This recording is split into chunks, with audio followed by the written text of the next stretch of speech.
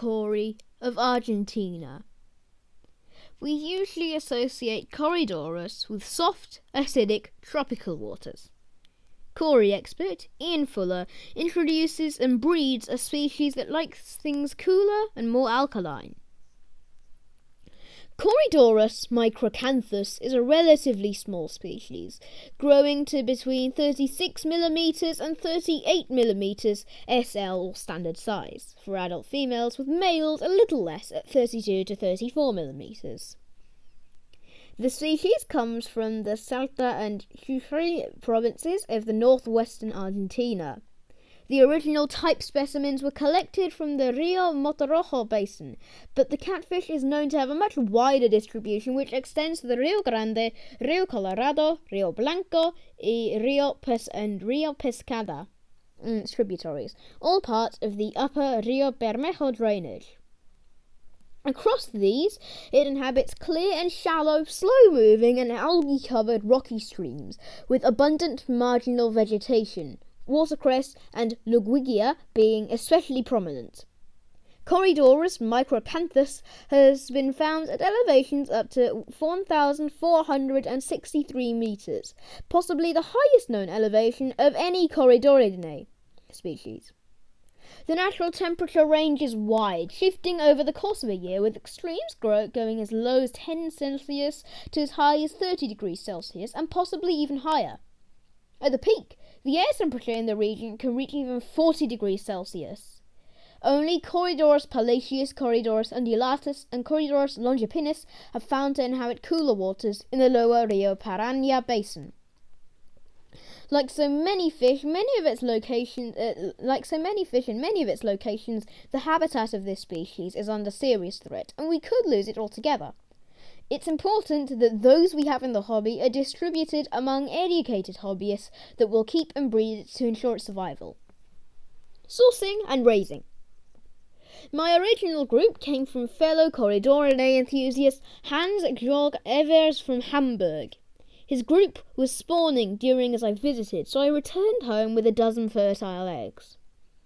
The eggs travelled well, and once I arrived home, I quickly set them up in one of my small hatching containers, using water from my Corydoras pygmaeus breeding tank. This had long been stable at 20 degrees centigrade and 7.1 pH. The eggs were placed in the containers along with a couple of alder cones for protection against fungal attack. An air stone was added to keep the water moving, maximising oxygen levels and helping to stop any particles from settling on them and the eggs, causing potential contamination. In a little over 3 days, 10 fry emerged, and after a further 2 days, all 10 were swimming. At this point, they were offered the first food in form of a small amount of microworm. At 5 weeks, the fry were growing well, and they were moved from the hatchery container into a small, shallow, 15-litre, matte-filtered grout tank. In just over 5 months, they were not only showing signs of maturity, but were also clearly sexable. The youngsters were around 26 mm SL. The 2 females were a little bit larger. The group was moved to its own 30-litre tank, which was also fitted with a full-width, mature matte filter across the back and 2 air-driven uplifts to create a water flow that was more in line with the natural habitat. The tank had a thin layer of fine sand, as well as scattering some of the larger 30 to 40 mm pebbles and a few pieces of bogwood with Java ferns or Anubias growing out of them. There was also a large clump of Java moss, and the surface was almost completely covered with Indian fern. 1 floating and 1 sunken polyester spawning mop were also added. 10 or 12 weeks later, I spotted what I thought were a couple of tiny fry scurrying around a small piece of bogwood.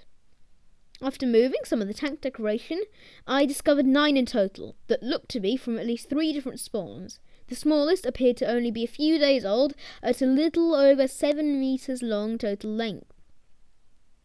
The largest, judging by the size of 12 mm SL and with colours resembling those of adults, looked to be at least 4 weeks old, which by then were approaching just 9 months of age, making them less than a year old when they first spawned.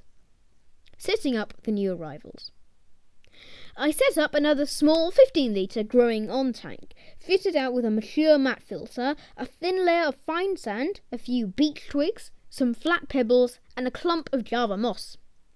The tank was filled with a 50-50 mix of water from the parent's tank and HMA filtered water, and this was given a couple of days to settle before the 9 fry were transferred. The original adult group became secretive for a while, but after a couple of weeks they were observed more frequently, especially after the tank lights went off and only the fish house main light was on, leaving them in semi-darkness for 30 minutes or so before complete lights out. It was during this 30-minute evening window that the group was often seen going through courtship activity, with 2 or 3 males pursuing one of the females. Spawning activity was not observed at this time, but a few weeks later, as they became increasingly settled, brief mating clinches were observed. Most of the mating activity seemed to take place in or around the base of the floating spawning mop or deep in the fronds of the large sunken mop.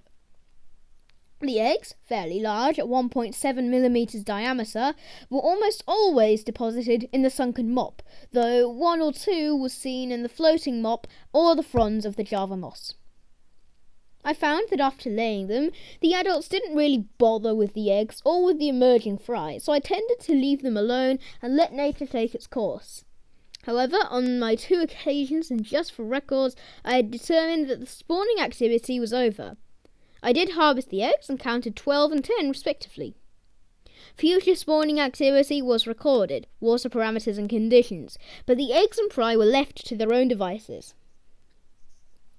Every 3 or 4 months, or when I could see there were lots of young in the tank, I would remove all the furnishings and collect the youngsters, except for the very, very tiny ones. These were left with the adults. The collected fry were acclimated to the growing on tank and then released. The adults took a few days to settle back down, but seemed none the worse for it. The feeding regime was a little different for the breeding tank. Most of the time there are a few varying size fry in the breeding tank, so I tended to offer crushed fish, Science Corridorus tablets, small size Vitalis catfish granules, and quite a lot of microworm, grindleworm, newly hatched Artemia, and finely chopped earthworm. 30 to 40% water changes were made at least 3 times a week.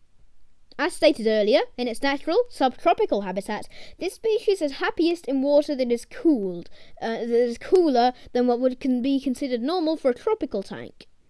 I have found that the ideal temperature for breeding the species is around 18 degrees Celsius to 20 degrees Celsius. However, the species can tolerate 26 to 28 degrees Celsius for short periods of time. Unlike most Corridorinae, it prefers a pH value slightly above neutral 7.0, with a pH of 7.4 being ideal. If the water is allowed to go below 7.0 pH, the fish will show signs of distress. They will close their fins and will become lethargic and even stop feeding. My mains water is not the best quality, so the HMA or RO water is used, filtered, and as necessary is buffered to maintain the necessary parameters. Standard length and total length. When it comes to fish, we measure them in one of a few ways. The first is standard length, or SL, which measures from the tip of the snout to either the posterior end of the last vertebra or the mid-lateral portion of the hypural plate. In layman's terms, it's the length of the fish minus the tail fin. The second is total length, TL, which goes from the tip of the snout to the end of the longest lobe of the caudal fin. Because some fish have elongated tail fins, think sword tails, they might have an incredible TL but only a short SL. A third method is fork length, or FL, which measures from the tip of the snout to the end of the middle, short caudal fin rays. Fork length is only really used in cases where it's hard to tell where the vertebrae end. Ian's notes from the first recorded spawning. Tank 45 by 28 by 20 centimeters. pH 7.4. Conductivity 176 ppm 2 kh. Temperature 22.5 degrees Celsius. Eggs 30. Size 1.7 millimeters diameter. Adhesion 4 out of 10. Fertility 100%. Hatch rate 100%. First food: microworm, newly hatched artemia, crushed fish, science corridors tablets.